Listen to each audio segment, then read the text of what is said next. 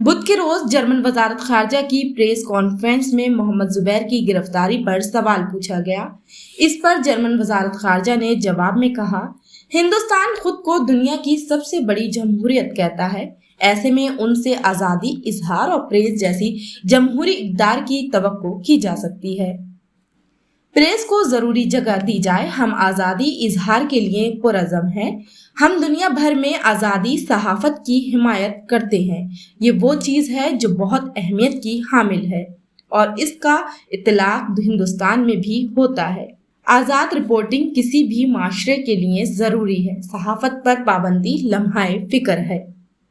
صحافیوں کو بولنے اور لکھنے پر جیل میں ہرگز نہیں ڈالا جا سکتا۔ جرمن وزارت خارجہ نے آگے کہا، ہمارے پاس ہندوستان میں اس گرفتاری کی اطلاع ہے، نئی دہلی میں ہمارا سفارت خانہ اسے دیکھ رہا ہے، ہم اس معاملے پر پوری یونین کے ساتھ بھی رابطے میں ہیں۔ یورپی یونین بھارت کے ساتھ انسانی حقوق پر بات چیت کر رہی ہے، اس میں اظہار رائے اور پریس کی آزادی بھی شامل ہے۔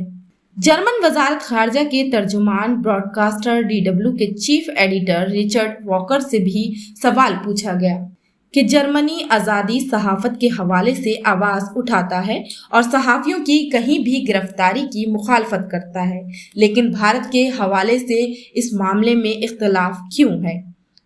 جرمنی بھارت پر سخت موقف کیوں نہیں اختیار کر رہا؟ اس پر جرمن وزارت خارجہ نے کہا کہ میں یہ نہیں کہوں گا کہ اس وقت تنقید نہیں کی تھی، میں آزادی اظہار اور پریس کے حوالے سے ہمیشہ آواز اٹھاتا رہا ہوں۔ آپ کو بتا دیں کہ دہلی پولیس کے اسپیشل سیل نے فیکٹ چیکر محمد زبیر کو مذہبی جذبات بھڑکانے کے الزام میں دہلی سے گرفتار کیا تھا۔ زبیر کو دہلی پولیس کی IFSO یونٹ نے دفعہ 153 اور 295A کے تحت گرفتار کیا تھا۔ دہلی پولیس نے کہا کہ انہیں ایک ٹویٹر ہینڈل سے الرٹ موصول ہوا تھا کہ محمد زبیر نے ایک متنازعہ ٹویٹ کیا ہے۔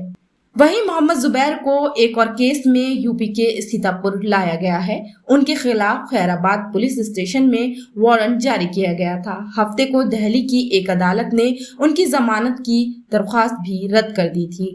محمد زبیر پر نرسمہانند سرسوتی، بجرنگ منی داس اور آنند سوروپ کو ایک ٹویٹ میں نفرت پھیلانے والے ہیٹ مونگر کہنے کا الزام عائد ہے۔ دہلی پولیس اس معاملے کی سماعت میں زبیر کو سیتا پور کی مقامی عدالت میں لائی تھی۔ یہاں محمد زبیر کو سیتا پور کی عدالت نے 14 دن کی پولیس حراست میں بھیج دیا ہے۔ بیورو رپورٹ، ملت ٹائمز۔ ملت ٹائمز کو آپ کی ضرورت ہے، ہماری آپ مالی مدد کریں۔